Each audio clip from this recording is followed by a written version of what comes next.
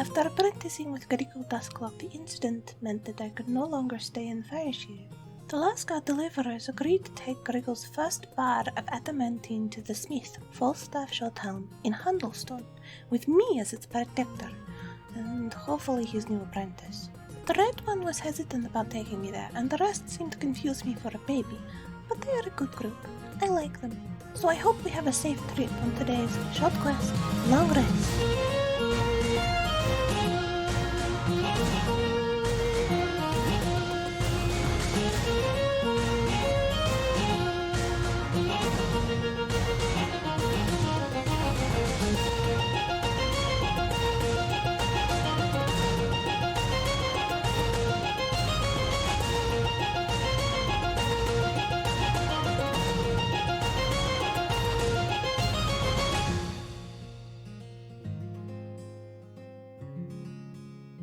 Alrighty. Yeah.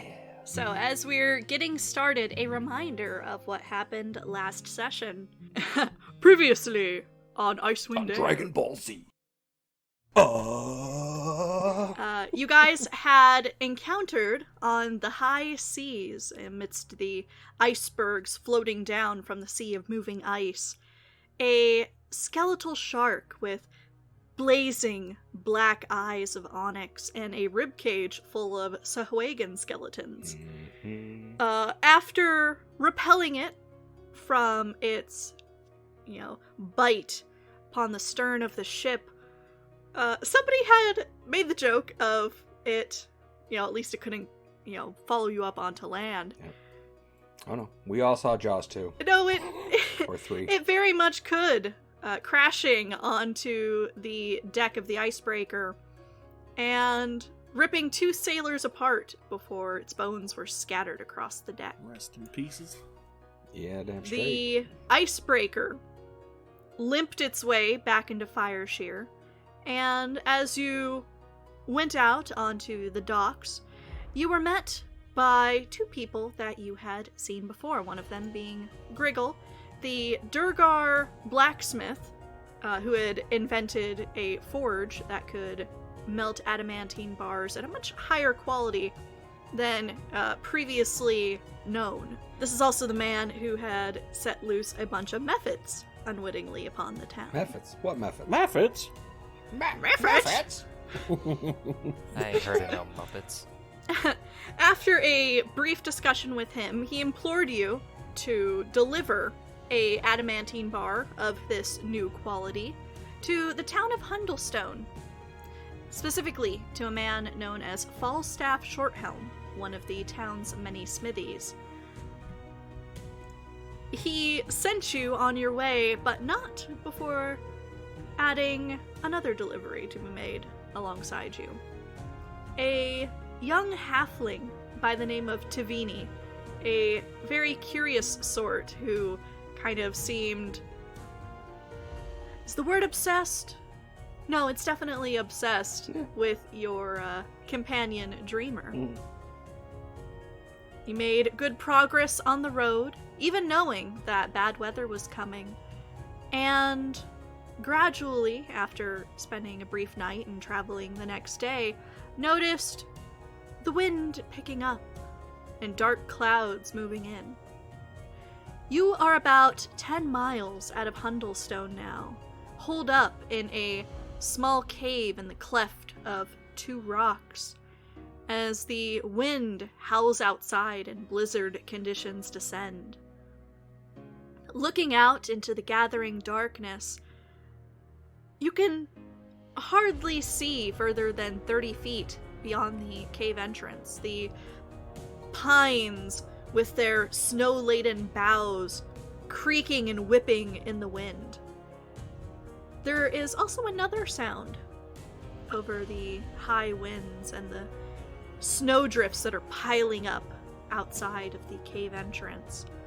A guttural howl, distant, carried on those violent winds with violent intent in their voices. What I will ask is, what are you folks doing at this time? Staring at the entrance of the cave as soon as we hear that howl. Yeah. You think they're friendly? Oh, I think we both know that we're not getting that lucky. Of course not. Maybe check the cave and see if there's another exit, just in Want case. to check under the bone pile, or Yes. have at it? I think I'll pass. Yeah, Just making a cursory glance around the small cavern. And when I say small, the space is only maybe about 15 by 20 feet. Yeah. The walls are absolutely just covered in frost, almost white with it. The snow, not particularly deep, except in the corners where it's piled up. Mhm. And obviously the bones that you had previously uncovered. we started a fire last week, didn't we? Because I thought the snow had started melting away a little bit before the...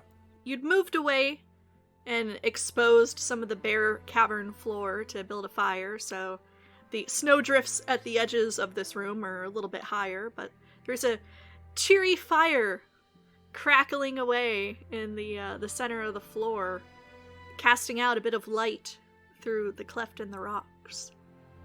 Do you think they are coming here? Oh, I can almost guarantee they're coming here. I would hazard a guess that they live here. Yeah, we're in their den right now. There's if it's not that creature, it's something else is out there, and we stumbled into their feeding ground. So Yeah. Imagine if you're just laying in bed and a couple tasty cinnamon rolls just stroll into your room. Tavini's going to take off her backpack and pull out her chainmail and start putting it on. yeah, I'm definitely readying my shield Yeah. and essentially be like, okay, it's like we all know that we're not going back out there, so that means whatever's coming, we're making our stand right here against it, because we have much more chance against a monster in here than we do against that storm out there. Yep. I think Crowley's gonna ready his shield and hammer and kind of stick by the entrance. As much as I hate admitting that you're right, Which is usually you are right. No, it's uncommon. But now's not the time for arguing, Rian. We have higher priorities. So as you all prepare yourselves, facing the entrance to this cavern, a few minutes tick by, and still more. Good 10 minutes pass, and those howls are still outside. And Dreamer, with that significant passive perception of yours, you start to hear very, very faintly what almost sounds like words mixed in with that wind. It's very distant. You can't make out what's being said. But it is in a similar voice to what is howling upon the wind. And to your ears, it sounds as if those voices are more distant. That, or the wind, which has not changed direction yet to your estimation, is carrying them away from you. It's hard to judge. But gradually, it grows quieter, and all you hear still is that howling wind outside. I want to wrap myself in a blanket and go stand, like, in the entrance. Because didn't we have to squeeze into here? Yes, you did.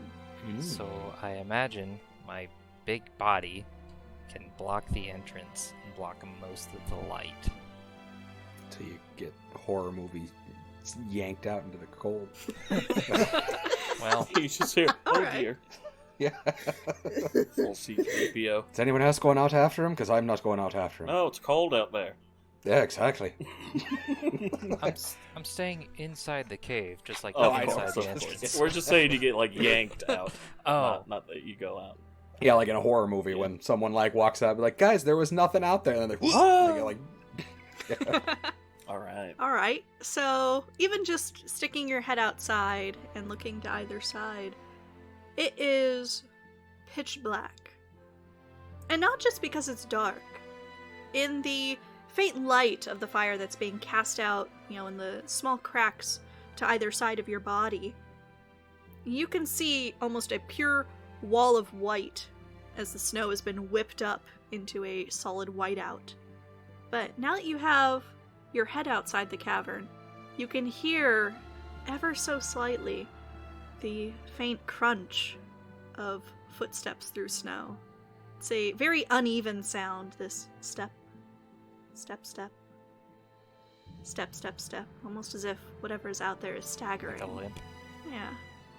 It is ever so faint over the howling winds. I'm just scanning. Roll me a perception check. Ooh. 25. Oh, all right. From way 25. downtown, Nicely done. bang. Natty 20, baby. Love it. So you judge the sound to be moving almost parallel to the sort of rocky terrain that this cave is built into, the rock face of the cliff that you're currently holed up in. And as you peer that direction, you see almost like a shadow of white against the white, very small, down by your feet. It's currently about 10 feet away. You can't quite make out what it is, but it is that inevitable step. Crunch, crunch, crunch. And it's approaching. And it's approaching. It's small. Very small. Tilt my head. What you seeing out there? You see anything? It is very small. Very small. I think Felgren will approach at that point. Kind of look under his armpit, because I imagine he's very tall. Yeah. Roll me a perception check. Oh god, I'm not good at these. I believe in you. Yeah, that's not bad. 14. You can't make out whatever he's seeing. And, at first, maybe it's just a trick of the light. It is very, very hard to see anything out there. But then, stepping a little closer, now, with a bit of light spilling across its white fur, is almost a feline. And then it strikes you. There's a small white fox staggering towards this cave entrance, seemingly sniffing along the edge of the rocks there, as if trying to seek this shelter from the storm. He'd smile as soon as he sees it, and kind of crouch and hold his hand out between Dreamer's legs. Dreamer's legs. Okay. Cold? Yeah, the sudden movement and the crouch has this creature crouching in a defensive position in the snow. It bounds back a step as if startled, plainly having not seen you and Dreamer standing there as it's creeping along the edge there. It's okay. But as you say cold, it stops and it cocks its head to one side. And yeah, he is like speaking to it. Yeah. And, I don't know how that manifests, but it's like visually. To the rest of the party, you're currently speaking to what is a wild animal, and it seems to either be paralyzed with fear or oddly listening. Ears perked forward as you call it over. It's all right. He'll pull out some food from one of his rations and hold it out in his hand. That you see the very tense body posture relax, and it kind of lifts its head, sniffing, and creeps a little closer, and stands at the end of your hand, and very tentatively, grabs the offered treat, and bounds back a step. Very good. More? What you got there? He's gonna, he'll back up a step, but still crouching and kind of prepare another bit of food for it. As you step back and kind of, bring out another piece of food, it is kind of, sniffing now at the cave entrance, and weirdly, it does not seem to have noticed Dreamer yet, but that nose is twitching, and its eyes are darting past you, Felgren, into the sort of darker recesses of the cave, now illuminated with campfire. They're friends. They won't harm you. Roll me a persuasion check. You're good at these. Yeah, let's see. If 5. Yeah, 5 plus 6, 11. Still keeping that very tense body posture, the fox creeps in, doesn't come any further than between Dreamer's ankles, but does seem, now that it is out of the wind, to relax significantly, and it just kind of collapses where it is. Now, with the campfire spilling over it to where the rest of you can see it, this very small Arctic fox, pure white fur all throughout, black nose at the end there, is plainly emaciated. Aw. You can almost count the ribs peering out through the thick white fur. Is he, like, collapsed as in passed out? Not passed out, more just seems to have sought this shelter, maybe got itself turned around in the blizzard and is just recuperating some energy. Its bright black eyes are watching you, actually. He's gonna... He'll put out some more food, just right in front of it, and he'll shape some water in a little orb in front of it, out of his water skin. Just sit there and watch it. Like, oh, that's so sweet. So while he is tending to your small visitor, what are the rest of you doing? Oh, I imagine I'm just doing the, oh, look at that little guy. Oh. Like, oh, grin. I didn't know you had such a way with animals. It's like he seems to take to you pretty well. I have an affinity with foxes. Ah, it's interesting. Good to know.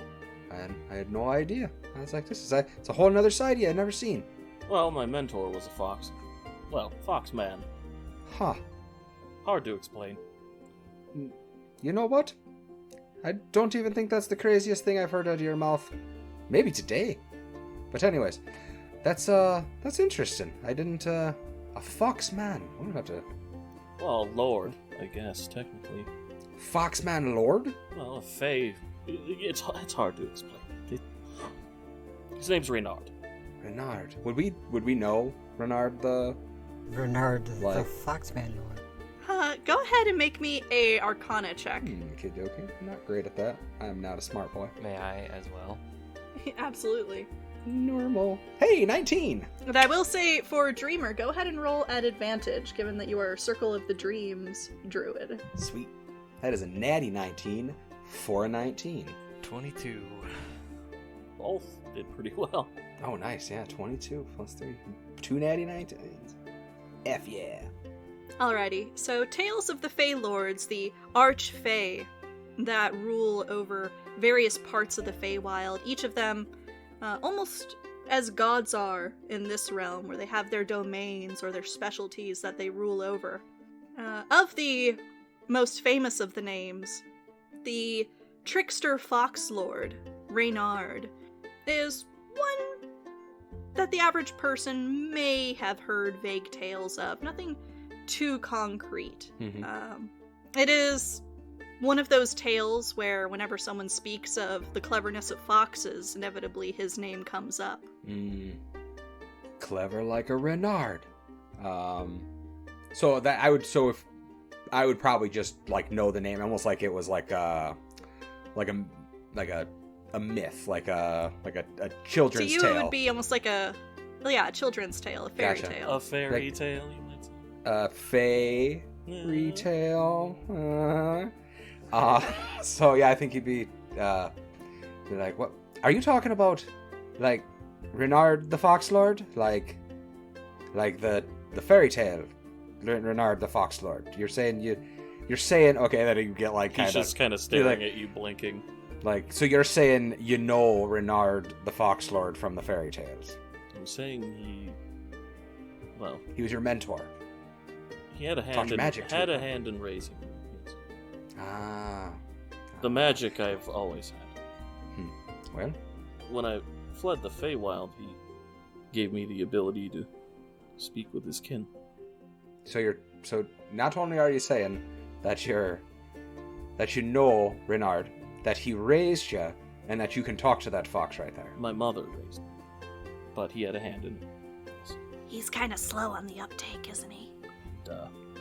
And you are the only person that can understand I think that, he would just Felgrin. smile broadly. Sometimes. He's sharp occasionally. But yes, this little fox can understand. Huh. Well, okay, I'm going to be honest with you. I'm never 100% sure when I should believe you, and when you're just talking in tall tales, but crazier things have happened. I mean, I do have a dragon daughter. We do have a walking, talking druid robot, and we did pick up a little tinker and a dwarf that He's been hit on the head too many times, so... Well, maybe you'll meet Reynard one day. Hopefully, for your sake, you have a sense of humor. I like to think myself with a sense of humor. I mean, I don't know. It's a lot of information all at once, but you know what? Like I said, crazier things have happened, so I'm going to choose to believe you on this one. Not that means much to you. I don't think me believing you actually bothers you too much. Yeah, I was going to say so. But he's a cute little fella. Yeah, if he wants to get closer to the fire, I think he would kind of, kind of coax Miri back a little bit just to give him some room, just in case he's afraid of, of Miri being a little dragon. Which is interesting because Miri is currently perched on your shoulder and is doing that thing that cats do, where it almost seems like they want to leap down the front of your chest, but they aren't quite committed to it yet. So, nice.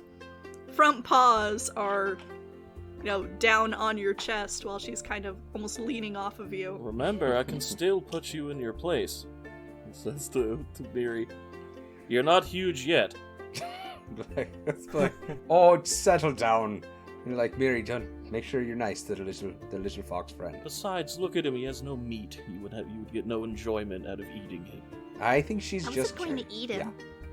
Yeah, she's just curious. She's not going to attack. She gives a very little indignant sniff and settles onto Rian's shoulder, flicking back her wings, and is now looking anywhere but you, Felgrin.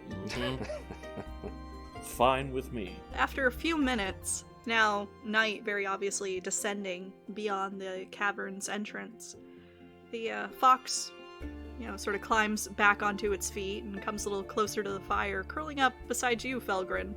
Oh, well.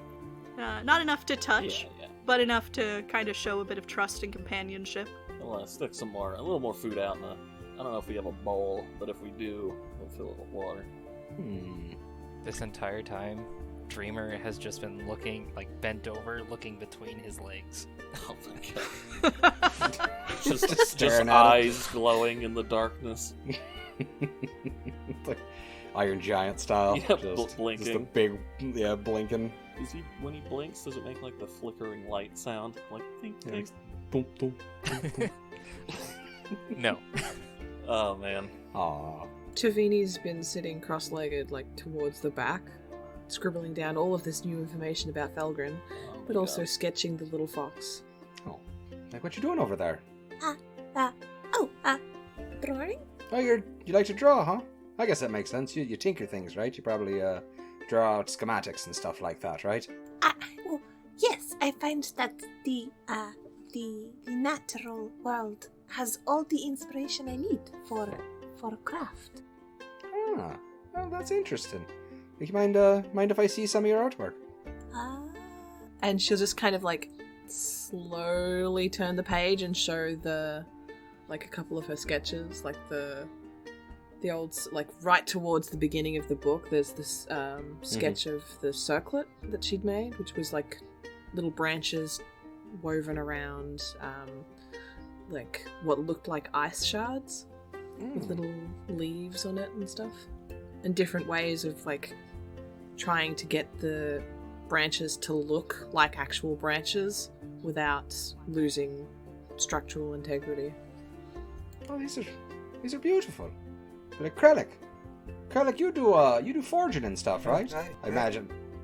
What? You do. Put in his ear horn. Yeah. Well, he was watching the whole fox thing for a while, then he just got confused about talking foxes and stuff, so he fell asleep. That's fair. Nice. That is 100% fair. But Krellick, it's like you're a forge, right? You know how to do blacksmithing and whatnot, right? My family used to do it. Hey, you and Tavini here might hit it off as far as that goes. She does some tinkering. We picked her up at the Blackstart Forge. You were apprenticing, right? At Giggle's place, right? Griggle. Griggle? Yes. Hey, Maybe put a spring in your creaking step. I'll show you a creak and step. Oh, sure. You gonna walk over here, or no? Sleeping again? Okay. You're sleeping. got him. Yes, very. Yes. Sharp as attack as always, Prelly.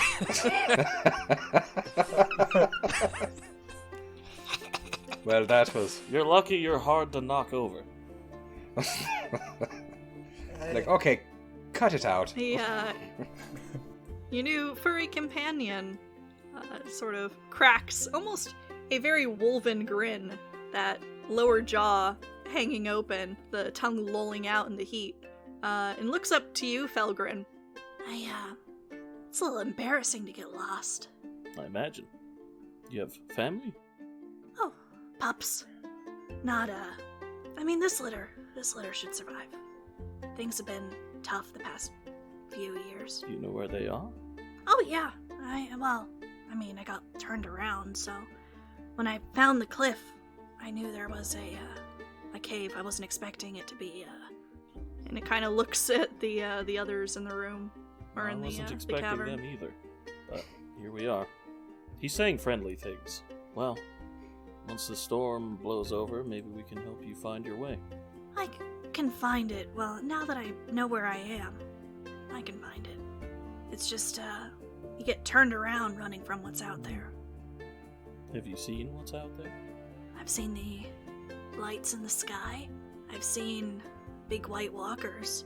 Walkers? Yeah. 2 legs? Like, you two-leggers. Lots of Chuck Norrises out there. Yep. Yes. Walker Blizzard Rangers. They get an extra Are attack they with the roundhouse kick. Men? And it kind of cocks its head to one side and gets a very quizzical look. Are you men? He points to Rian. Not like him. Points to himself. I have never seen anyone like you. There is nobody else like me. He just laughs with it. Hair? Fur? Like a bear. White. Live out here like us. Huh. So, he'll announce to the group, do you know of anything that walks on 2 legs in the blizzard that's covered in white fur like a bear? Covered in white fur, walks on 2 legs. 2 legs. That's right, yep. Can we run... Does... can we roll nature or something like that, or whatever that might be considered? Yeah, I would say for this it would be a nature check. Okay, cool. Also, not great. No. Dreamer will just No. straight up say, Yetis. Nice. He just... Oh, yeah. Yeah, he would know that. Would Being he? a druid and all that. Oh. That's good. Dum Dum's gonna roll. Attaboy. No!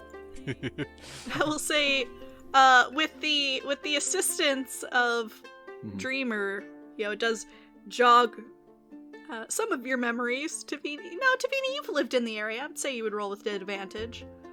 I would say probably none of you, with rare exception, have seen a Yeti, but you would certainly know of them. Violent hunters that can fade against the snow by just pure virtue of their white coat and their stealthy abilities. Hunters that prefer blizzards and have their own tongue that they speak in to one another. Perhaps some of that speech that you had heard faintly on the wind. Grin. Ask your new friend there if he knows if these things live in caves like this. Because he kind of kick at the bones. Be like, looks like something lived in here. Is this a Yeti den? And it kind of cocks its head the other direction now, giving it a quizzical look, and I don't know this word The big walker creature, yes. Yeah, no. Too small. They have their den further up in the mountains. So this... That, and it kind of looks to the bones, the exposed bones. Probably a cat. I know cat. He says big cat. Aye. Like a mountain lion or something. Too small for a Yeti. Well, that's good to know. But he says they're further up in the mountains. Well, Which is where we're going, is it not? yeah, is that where we're going? The road that you are on to 10 Towns leads through the spine of the world. Okay, straight up some into of the the highest mountains. mountains in the world. Like, well, we'll do better once this storm blows over, but it's good to know that we can actually get some rest here. I think Phil They can't fit in here. would look at the fox. It's like, wait, you said they. They? How many are there? Its ears lay back and it gives you probably the most skeptical look that you've seen aside from your own face in the mirror. That's awesome. So, lots. Yeah. And we're definitely not going back out in that storm. I don't like this foreshadowing. Well, we should rest up. Alright. So what are you guys I think you doing? just- Yeah, you I would think- look at Dreamer. It's like, big cats. Look for those. Like, I think we should take turns staying up. Someone staying up with Dreamer. Keeping an eye out, just to be safe. It's probably for the best. Yeah, I'll stay up for a little while. I will go next then. Well, then I'll go. Yeah, then I'll finish it out. And my axe. And my ox. And my dragon. All right. Then, for whoever is standing the first watch, I would like to see perception checks while the rest of you are having your rest. And by watch, you mean shooting the shit with a fox. 'Cause that's what he's doing. So just roll charisma instead. You tell a good joke, and he appreciates it. Yeah, if that's what you want to do with your watch and rely on your passive perception, you certainly can do that. No, he'll keep an eye on the entrance. You're like, you don't see shit, but boy, that was a good joke. It doesn't matter anyway. Yeah, I wouldn't have. You should have told the joke instead. Yeah, It'd have for been more real. helpful. You rolled a 2. He's captivated by this fox. All right. It is adorable. Well, it is currently sleeping beside you. It has eaten everything that you've offered it, just wolfed it down. But yeah, I would remove 1 rations currently from your existing That's fair. stockpile. Probably give him another one before he leaves. But for a while, the fox does sit up with you on watch and talks a little bit about the local region, talks about his pups. It really only seems to know the area for about 5 or 10 miles square. Passes very briefly over Hundlestone, describing it as the place of loud noises and smoke, and describes over the past year or so some of the myriad travelers that have come up and down the Ten Trail. They, sometimes have, what do you call them? They're long, trees on their side, and they're pulled by dogs. A sled? And it just kind of makes, like, an affirmative grunt. What about them? That's the fastest I've ever seen anything go around here. Well, we don't have a sled and we don't have any dogs. Maybe we could strap Krellick to it. It gives almost this, like, offended look at the mention of having dogs. Noisy. Though, it is fun to tease them. Sometimes I go to the place of noise and smoke. You know. A village? Yeah, there's good food to find sometimes if you're quick. And I'm quick. Oh, I'm sure. How close is this village? Edge of my territory. So further down. I stray a lot. You'd estimate it about 10 miles from what he's been describing of, like, some of the hills, especially as you have looked at some of the maps of the area. And that's further up? That'd be further north, along the trail that you're heading. Hundlestone. This is just north. Yep. Not too bad. Nope. But, your watch passes uneventfully, and it is time for the next set of perception rolls. Okay. I believe that was Tavini. I mean, as uneventfully as a casual conversation with a small, starving animal can be. Yeah, I think he would wake Tavini up. Throwing little pebbles from across the cave. You mean little bone bits? Sure. Nice. Whatever is small. He's got like knuckle bones, and he's just like, Yep. Chucks a femur at her. Well, he doesn't have the greatest aim, so it takes like 4 or 5, but eventually plinks her on the forehead. Wake up. She just sits up and her curly hair just goes. just poofs out. Hello. And she just kind of waves sleepily. He'll just wave back and like lean against the wall and close his eyes. The fox joins Felgrin on his bedroll and just doesn't curl up atop him, but does curl up at his side, just kind of seeming to huddle for warmth, stretched out on the floor of the cavern as you start your watch, Tavini. If you'd like to roll me a perception check, or if there's anything else you're doing during your time awake. No, she'll just go hang out near Dreamer at the entrance. Did Help keep her awake. Dreamer go sentry in that weird looking through his legs position? No. That's awesome. That'd be so good. Okay. Still just standing there like legs akimbo, arms on his hips, just staring out the little crevice. Just Oh, man. nice. 17. Better watch So him. better able to focus than Felgrin, but I mean, he had a bit of a distraction there. You, not so much. The crackling of the fire, the scent of wood smoke that fills the space, the cavern itself, while still cold, everything in the north here is cold, is certainly warmer than it would otherwise be. Over the next 2 hours or so, no changes in the howling winds outside the cavern. But you do notice, very gradually, the snow drifts outside the cavern and around Dreamer's feet growing deeper as the hours pass. Is Dreamer awake? He's in sentry mode right now. Yeah, he can so go to he's- sleep, he's but still stay passive, perceptive. He can see things, Yeah, but he is essentially Yeah. inert. he can see and hear while he's asleep, So creepy. recharging. Yeah, but super fucking helpful. Yeah, of course, yes. Yeah. I love having a Warforged. So yeah, she will just keep watch, occasionally looking up at Dreamer and sketching like something, like maybe his hand.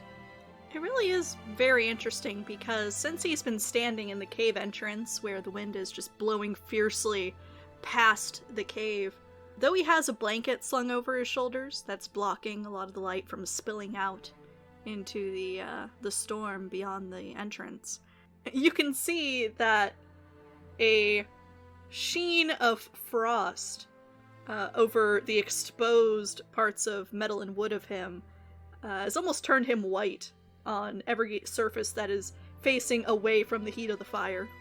She makes a note of that in her little book Robots as another freeze. thing that she needs to ask. As your watch comes to an end, nothing terrible happens, no snarling yetis come out of the storm. And who is our next watchman? That was Krellick.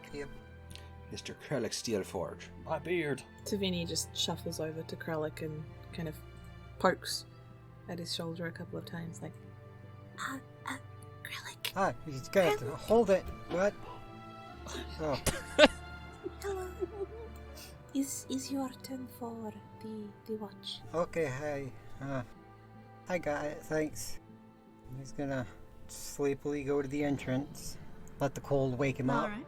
And standing outside, are you going past Dreamer No, or just still kinda staying like- within the cave? Right next to him, just still in the cave. Okay. And you see the same, every surface that is facing away from the heat of the fire on Dreamer is just like almost spiky with frost. And it's even settled on the blanket some. Outside, it's very strange because as a dwarf you have dark vision and everything you see is in grayscale. But when everything outside is almost solid white because of the whiteout, you almost have a sympathy or a moment of empathy with all the people who do not have dark vision and cannot see in the dark because it is impossible to tell what's out there. And it's a little unnerving for someone used to being able to see in the dark. Yeah, well, he officially does not like the snow. But I would like a perception check. Yeah. Roll them bones, boy. Throw them bones. 16. Nice. Alright. The time passes smoothly, and you start to notice towards the end of your watch a change in the storm outside. It starts to dwindle in intensity. The winds don't quite rush past as quickly as they did before. You also notice that as the winds start to die down, The small white fox curled up beside Felgren's bedroll has come awake, and though its head is still resting on its paws, its ears are pointed towards the entrance of the cavern, and those small black eyes are peering out into the whiteout through Dreamer's legs. Is something out there? You see its nose twitching, but after a minute or two, it tucks its nose back into its furs, curls up, and falls back asleep. Well, that's very settling. Yep. Yeah, not bad. So, He's sleeping. And as your watch comes to a close, are you waking somebody up or staying awake on guard? he's gonna go wake Rian up. Hey, Rian!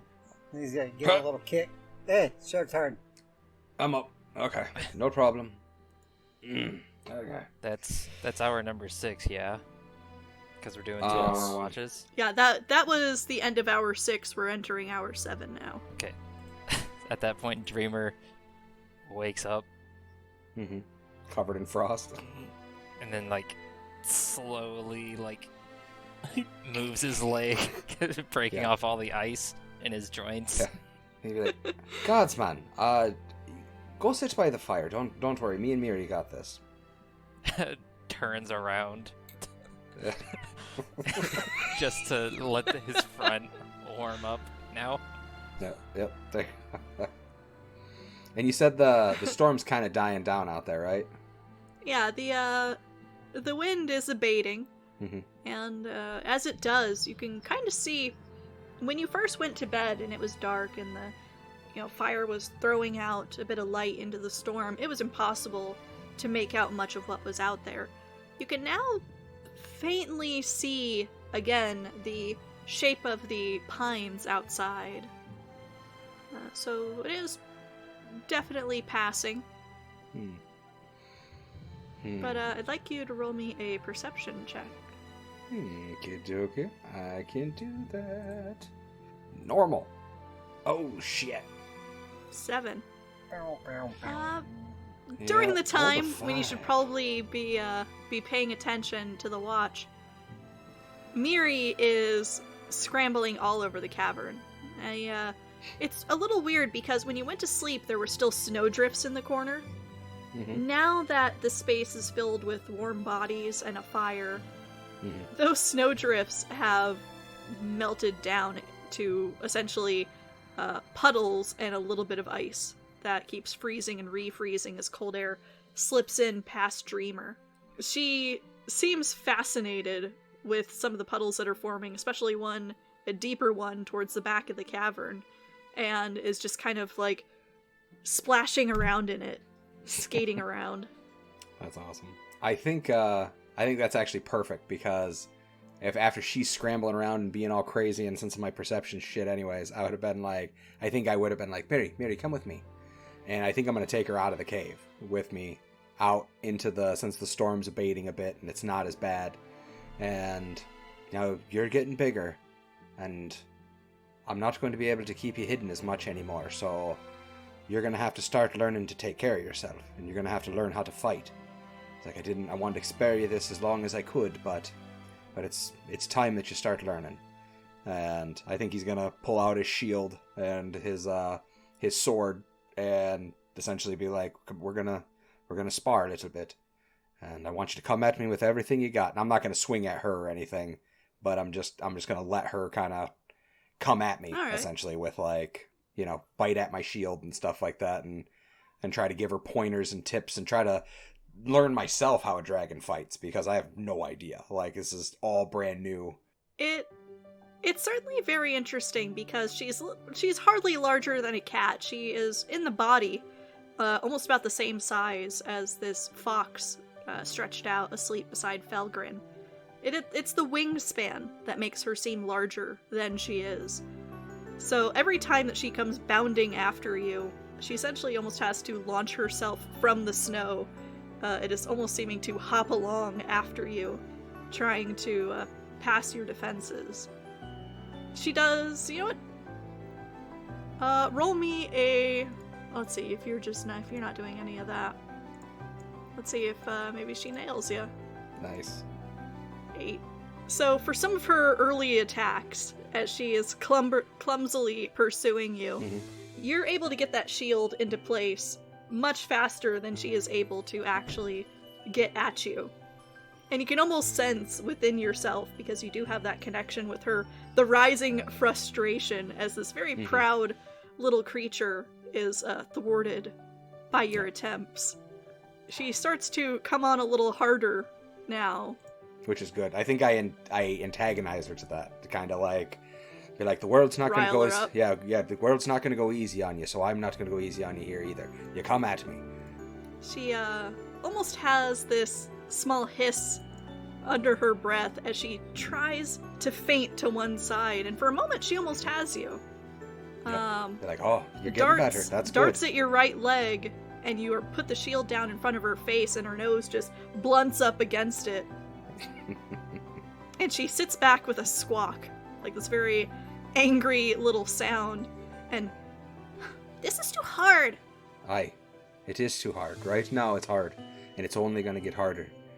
Like, I know you say you wanted to help. You said it a long time ago when we were fighting, that you want to help, but you got to get better if you're going to help. And there's going to be a point where I might not be able to be there to help you, and you're going to have to take care of yourself. Now, if your mother was still around, she'd have been teaching you how to fight and how to hunt, how to fly. And unfortunately, I'm a poor substitute, and I wish I could be better for you, but all I can do is teach you how I fight. And hopefully you'll get better fighting me. So come at me. Don't get soft on me. Don't get frustrated. Just come at me and learn from your mistakes. Every misstep is a chance to get better. And she nods. That little draconic nod, that look of understanding, that wisdom in the eyes that far belies her age. Takes a ready stance again. Nice. And this time, she tries almost the same maneuver where she is going for one of your legs because it's the thing available to her at the time. So you duck that shield low. But as you do move the shield low, she actually, because she's been hopping after you in the snow, hops up again, catching the edge of your shield, and launches herself into your chest. Nice. Yeah. Gotcha. Yep. Oh, that was wonderful.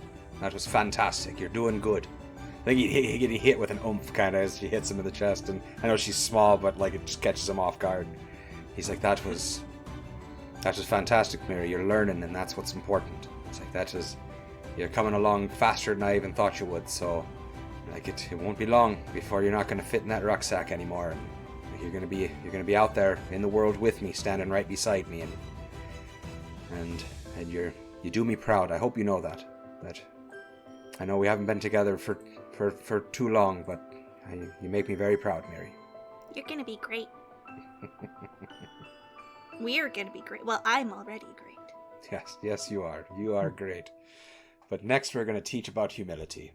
I think he gives her like a little smack with the shield. like, there's always more to learn. It's not in a dragon to be humble. That's true. And she almost seems to tout this like a bit of draconic wisdom that she was taught, which she never was. It is pure arrogance on her part. But as children do, seems to grow disinterested in the combat exercises and sort of saunters her way back to the cavern.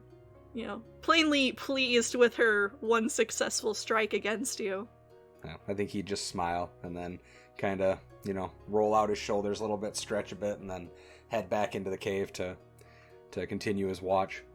He'll probably take not Dreamer's place, but like so Dreamer can, do his thing, kind of scoot him forward towards the fire, and take his place in the doorway, just watching. As dawn outside is creeping closer, Felgrin, you feel something small and warm stirring at your side, and a rough tongue rasping over your hand, trying to lick you awake. You would blink a few times. What? Oh, what is it? I'm going. Oh, already, huh? He gives this very non-committal sort of huff. Yeah, I get it. Got any more food? Oh, that's how it's going to be.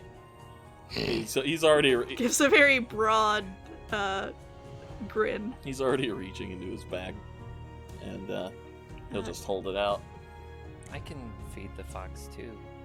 with your berries. Yeah.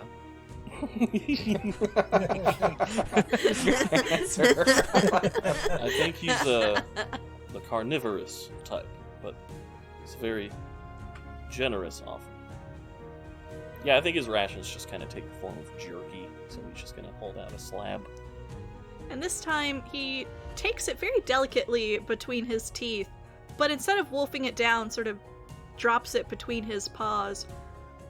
And then, glances towards the cave entrance past Dreamer.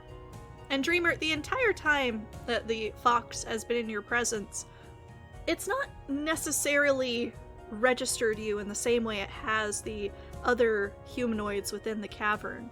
The rest of them, they all have, scents and pulses and, almost animalistic urges of their own that it's picking up on. In your presence, it seems comfortable, but it also doesn't seem to regard you as a threat or another entity that can actually cause it harm. You are a feature of the environment more than you are almost a person to it. Ouch. Aw, but also ouch. Yes. Yep. But on hearing, words coming through from you, it does kind of give you a very quizzical, long stare. And then addressing Felgrin again there. What's your name? What do I call you? Felgrin is my name. Do you have a name? Gives this very sly look. I'm called Fox. You just laugh. Happy trails, Fox. I'll let others know of you. You're heading north? Yep, through the spine of the world, as they call it. You'll be expected. Much appreciated. Go to any bush. Call for us. We'll come. He'll Nice. just nod. He's got us an army. It On the Takes fifth day, the- look to the east. The third day. it takes Fox the jerky army. that you offered and goes bounding out of the cave into the dwindling storm, very hastily disappearing into the stirring of snow in the air, out of sight. He'll just smile to himself and take to packing up. So, from where you were originally, that is 3 rations gone. Yeah. Overnight. Well, worth it. Worth it. Plus, I got the berry machine. Isn't that right, Lando? Yep. What happens when berry That- machine breaks? We won't let that happen. We'll never let that happen. Never. And So, that's- what are the rest of you doing as daylight comes, dawn arrives, and no harm has come to you, despite there being Yeti howls in the night? Foxes are so adorable. Mhm. Poor little guy stuck in the snow. Yep. Yeah, I think after, because Rian's, because his watch will just be coming to end, so he'll still be kind of hanging out by the front, just watching as everybody kind of stirs and gets ready. And No disasters, I take it. nope. Actually, me and Miri stepped outside for a little bit last night too, and nothing came at us. So looks like we dodged a bullet, but like, I'm not looking forward to getting caught in one of those storms when we get a little further up in those mountains. Nothing, huh? Kind of finger a little tear on your chest. Oh, on my armor. But like, actually, yeah, Miri did that. It's like we were sparring a little bit. I think it's about time she learned how to fight. Like, she's getting big, and we might need the help when we get further on. Plus, she needs to know how to take care of herself. Oh yes, teach her how to fight, because I know the first person she'll come after. Well, maybe you should start minding your P's and Q's when you're around her. Then She's He cocky. kind of gives him a wink. Oh, yeah, and I wonder where she might learn that from. I have no idea what you're talking about. It's funny, she was never that cocky until I met you. Well, she is a dragon. Then we get into a whole debate about nature and nurture now, don't we? Nature wins out. I'm right here, you know. Well, I mean, sorry, I forget that you're here sometimes. You're very small, as you see. You're getting bigger every day. Yeah. The other permanently small person is pulling on her chainmail and doing her morning prayers to Moradin. And they would be prayers that you, Krellick, would recognize. They seem, sort of daily incantations sometimes that a blacksmith who's at home or at his forge gives, that thanks to the All-Father for, the warmth of the forge and for the strong steel that he helps them craft. I think Krellick's going to be taken back a bit listening to her, just kind of sitting there, kind of lost in his own little thought for a minute. It is very interesting because, having been around other dwarves your entire life, you're used to seeing of the dwarven clerics, they tend to be very impressive. They have a dignity about them and about the symbols that they present to the world that this very tiny halfling has some of that.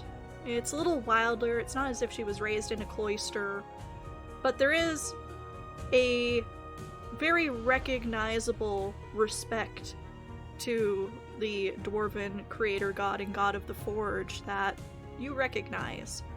However strange it might be to see it in someone her size. Yeah, he's just stuck listening. He really can't do anything else, thinking about home.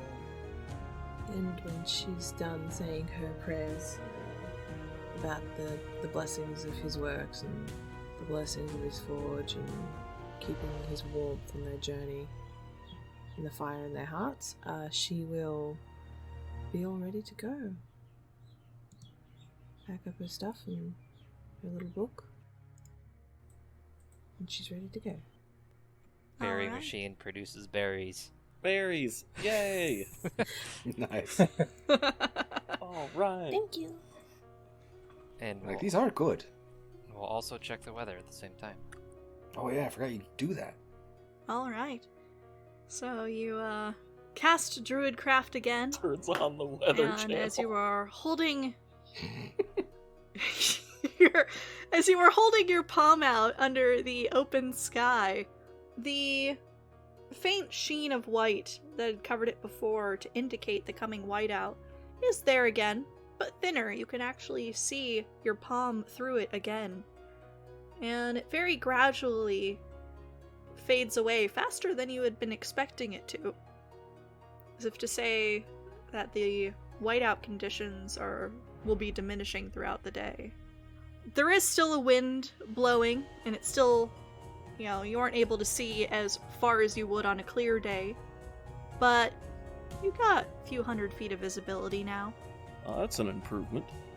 So, I will also say the snow is a lot deeper, and your tracks from having come towards the cavern from the night prior are completely obliterated. So I will need a survival check to find your way back to the road. Who's taking point on that? I'm gonna have to say, not me. Yeah, I was gonna say 1, 2, Nope. 3, not it. I'm gonna assume that Dreamer's gonna be the best tracker among us, being a druid, but I'm hoping. I will try to lead us back to the road.